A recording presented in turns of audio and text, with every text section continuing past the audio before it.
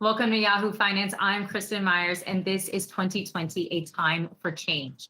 We are in the full swing of election season, so let's talk voting. And sorry for anyone who can hear my dog in the background. Excited about today's episode. We are joined now by Alexandria Harris. She's the executive director of the Andrew Goodman Foundation, a nonprofit aimed at increasing minority and youth voter participation.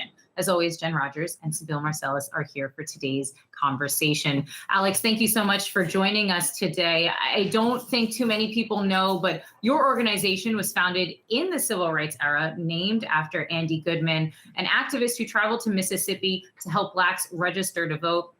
His murder by the KKK, of course, was then memorialized in the film Mississippi Burning. Wondering for you, today, now in 2020, President Trump's campaign is mobilizing poll watchers, which for many bring to mind that dark history of voter intimidation. It was rampant for decades until a decree, a 1982 decree, prevented Republicans from using voter suppression tactics. That is, of course, until that decree recently expired. Wondering, as we are now less than a month away from elections, if you think that dark history of voter intimidation could be repeated again in this election.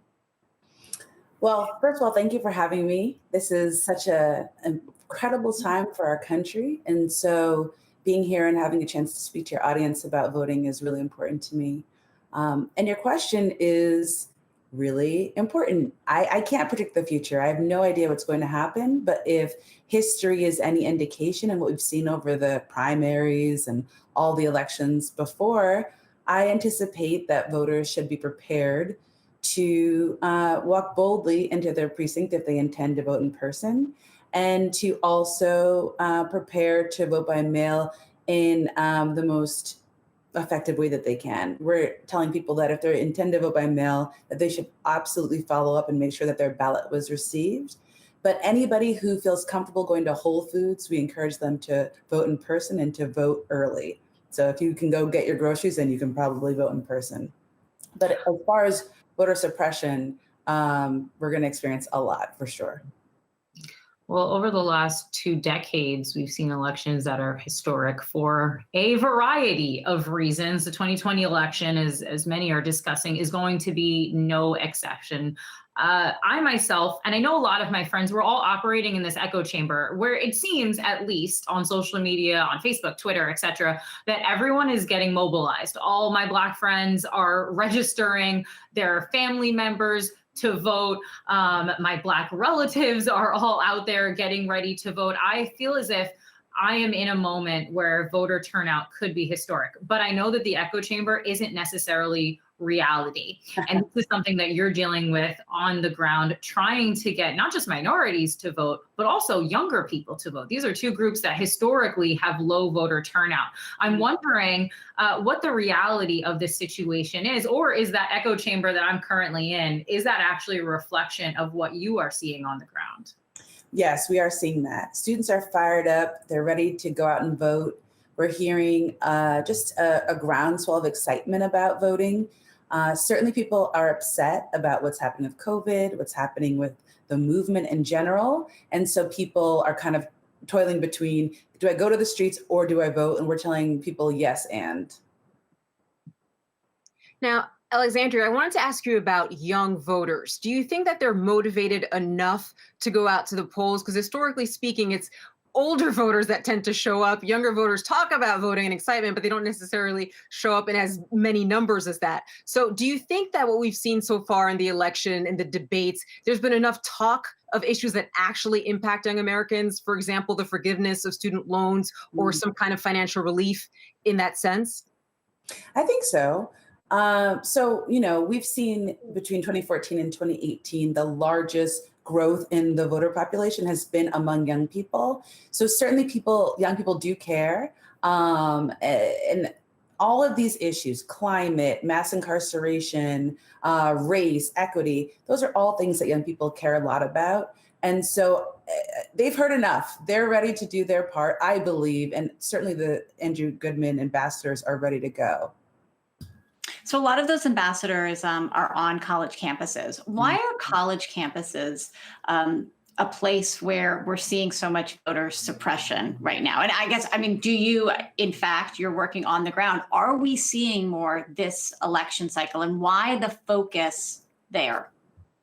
I think and that's a great question. One of the things that, the fact that there's been such a doubling of the number of young people going to vote makes young people a big target for suppression. And some of our college campuses are broken into multiple voting precincts. So the gerrymandering that we're seeing in communities of color is just magnified on college campuses. So it makes it incredibly confusing. Where do I vote? How do I vote? Can I vote? And then, of course, just couple that with COVID and the fact that so many students have been displaced. So there's a real question of where they should vote. If they're initially on campus and that's where they're registered, but then they're forced out of state, that of course affects how they're going to vote. So all of these complications are only magnified if you're a student. All right, well, we will leave that there. Alexandria Harris, thank you so much for joining us on this incredibly important conversation. Alexandria Harris, Executive Director of the Andrew Goodman Foundation. Thank you. All right, well, we're going to take a quick break, and up next, we'll be chatting with Mississippi Congressman Benny Thompson.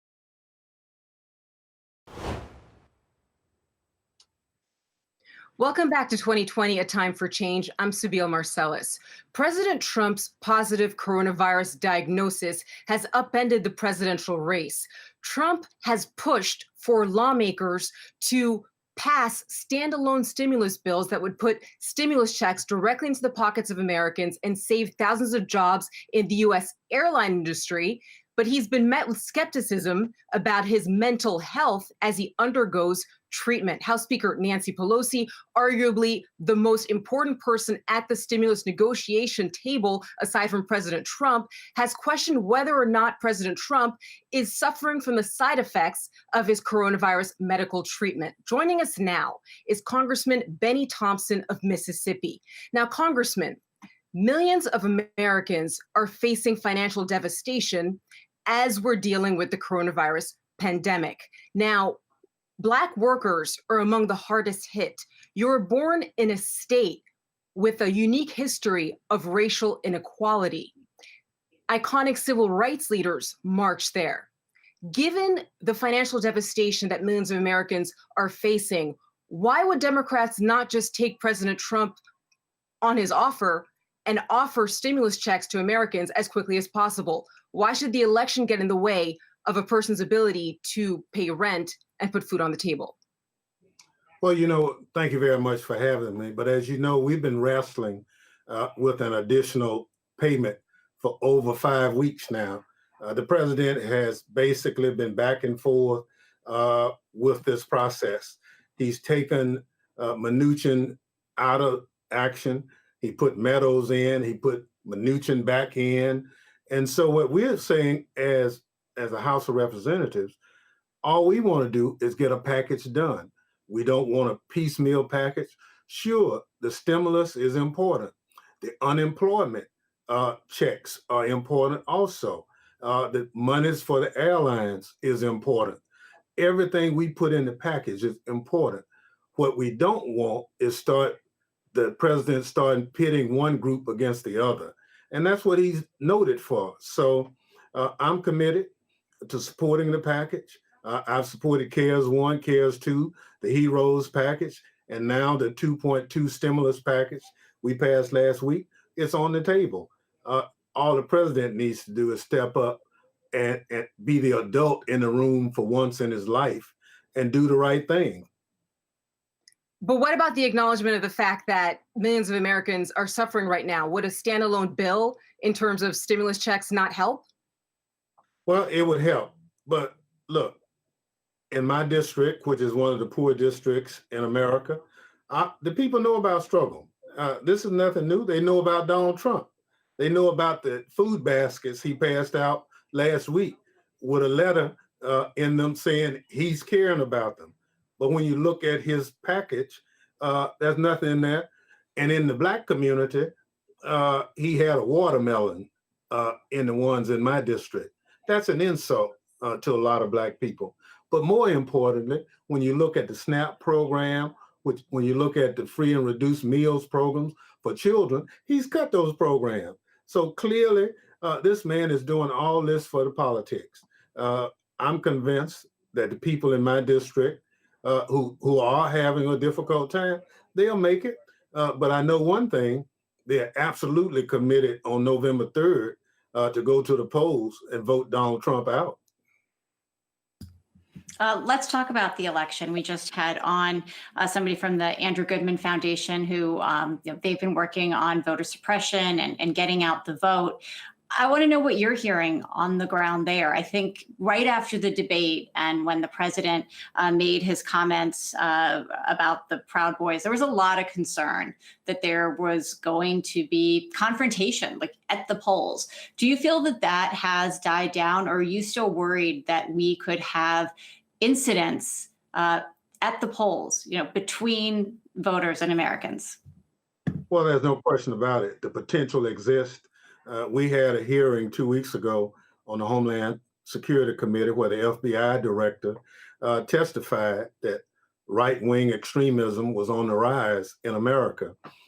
You saw what just recently happened today in Michigan with the arrest of some right-wing extremists there who want to take the governor out. So the potential is there. So what we have to do is fight those kinds of extremist activities with every fiber in our body. Just because you're online saying you're big and bad, most of those people don't leave the cyberspace because they're not real adults. We are prepared from our standpoint as Democrats, as Americans, that if those individuals show up harassing voters, I'm convinced that the election officials and the authorities are prepared to deal with them. Nobody is afraid of Donald Trump and his tweet storms. We will make sure that in America, Americans decide who their leaders are at the ballot box. You can't do it on Twitter. I'm sorry, Mr. President. You're gonna have to get out the White House, go meet the people when you are, what should I say? When it's safe for you to come out, because right now you have a problem, and I think that problem is causing you to make a lot of mistakes. So I hope he gets well, but I don't want him out of the White House before the doctors say he's well. But beyond that, in America, we sell our differences at the ballot box. My area is an intimidation area historically, but I can tell you the excitement is there. I'm having a call later on today with all the presidents of the student government here in the state of Mississippi, getting them riled up, make sure that they go to the polls and vote. What we've done in terms of our homework, every historically Black college in the state of Mississippi is also a voting precinct. So we have taken all of the resistance in terms of transporting people 8 and 10 miles away. We put those voting precincts right on the campus. And if you know, we put them in the student union. Sooner or later, every college student matriculates through the student union on a daily basis. So we're excited about that. We see the fraternities, the sororities, other organizations, athletes on campus, they are moving forward in anticipation of a robust turnout also. And Congressman, real quick, as chairman of the House Committee on Homeland Security, what do you see as the biggest threat to our country as Election Day approaches? Is it foreign meddling, or is it actual reports of absentee ballot mishaps? Well, we have two fronts. One, the Russians are absolutely trying to create misinformation out here online to help Donald Trump. That's documented. The FBI director testified before our committee that that's what the Russians were doing. On the other hand, he said the right-wing extremists are also trying to adversely impact the election. So all of us are prepared to address it. It's not the left-wing extremists, so to speak. They really want the process to work. It's the right-wingers who don't want the left-wingers to vote. And that's not the American way. So we're going to make sure that regardless of persuasion, if you want to vote, you will have an unfettered opportunity to do that. We are prepared to do it. Derek Johnson with the NAACP, we've had a conversation. They are prepared to have poll watchers to help. ACLU is prepared, and a number of other activist organizations are also just making sure that people come, vote for the candidates of their choice, and then go home. Well, we'll definitely keep a close eye on efforts there as Election Day approaches. Congressman Benny Thompson, thanks so much. Thank you for having me. Coming up, filmmaker and director Ava DuVernay is highlighting the work of young leaders in their communities. She joins us next to talk about her latest work. Welcome back to 2020, A Time for Change. From Selma to 13th to When They See Us, Ava DuVernay has helped steer the national conversation around race with her work. She's championing a new project, which will be released this Sunday for the UN's International Day of the Girl. It's 10 VR films on how girls are using technology around the world. It's called New Realities. And when I interviewed her earlier, I began by asking why this project, given everything that's happening right now. I thought it was beautiful. And I thought the idea was beautiful. A Black woman-led narrative change collective, Array, my group, partnering with the technology company, partnering with the UN initiative, all of us thinking about how do we empower empathy? How do we actually not just talk about empathy, make it active? And the idea of wanting to give girls from around the world, young women from around the world, the opportunity to tell stories about what they cared about, where they were, and not just straight to camera, that literally you could look at their environment with this 360 immersive technology was a win-win-win when the idea was presented to me. And I said, I want to be a part of it.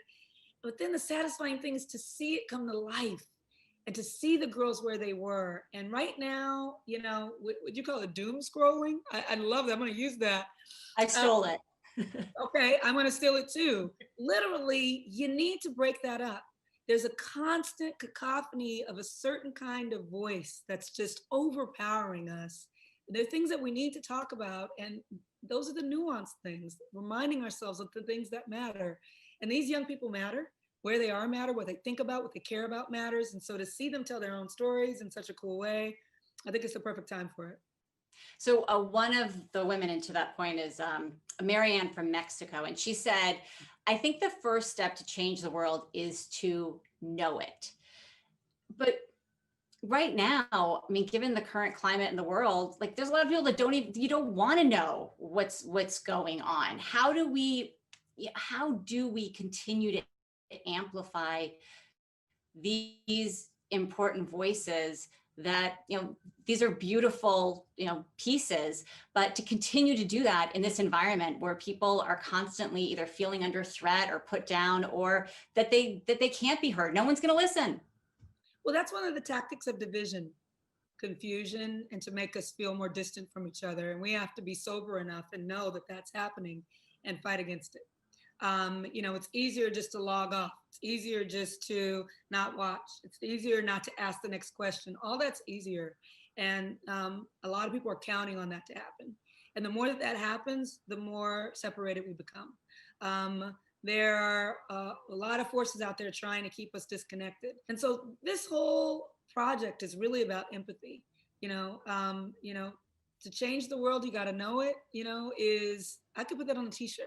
You know what I mean? Like, and I believe people would buy it, because I think our natural instinct is to be together. And so we just need to find the ways to do that. And this is our offering. So in New Realities, the girls and young women leverage technology in different ways.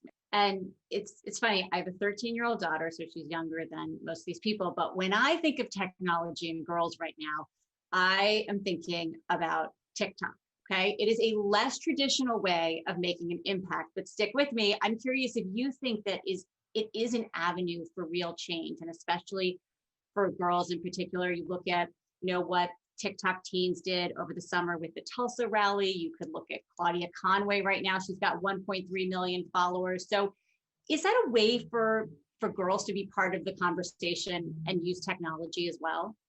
Sure. I mean, it's expression, and it's actually these are all little films. I mean, I'm a filmmaker, so I see everything through the lens of film. But people are making films. You know, these are films. These are little. They're clips, but people are choreographing. You know, designing, costume, music. Like these are the elements, the tools, the very basic tools of expression through image.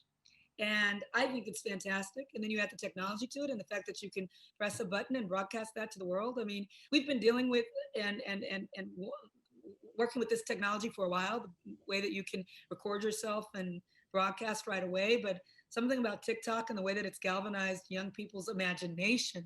It's not just documenting, there's imagination that's going into it as well. I think it's very exciting, very necessary. And something that we all need to be watching closely. Before we go, can I ask you one question about 13th? Sure. Because I rewatched it this summer, of course, and I saw it when it came out, and it was one of the most watched films on Netflix this summer. And what do you make of that? Just following George Floyd's murder, that it became such a touchstone. You know, I'm proud that people embraced 13th over this summer of racial reckoning. And the thing that I hope doesn't happen is that people watch that film and feel like, got it, understand. You know, the film was designed and directed in a manner that it is a primer. It is a first touch point. It is an opening, a door opening to a whole history. And that I hope people become more curious about. You can't watch the film and just feel deeply and then keep moving. We have to keep learning about each other. We have to remain empathetic. And that only comes through continuing to learn. That was a 100-minute film, right? You spent 100 minutes learning about things that you may not have known about. And the question is, will you invest more time in those things that you say you care about? So that's my hope with 13th. And we've seen that a lot of people are. And so the hope is that that education of empathy just continues. And part of that education of empathy is in New Realities. Those films launch this Sunday, and you can watch them with the International Girl Day. Kristen, back to you. Well, thank you so much, Jen. That was a really interesting interview and conversation. I'm looking forward to watching some of the rest of that project. Well, that is our show for now. Thank you all for watching. Be sure to join us next week for our next episode of 2020, A Time for Change. Hey investors, Zach Guzman here. Are you interested in learning more about the markets and getting the latest financial news? Well, then click right here to subscribe to our Yahoo Finance YouTube channel. Get the latest up-to-the-minute market analysis, big interviews in the world of finance, and information on how to manage your money every day wherever you are.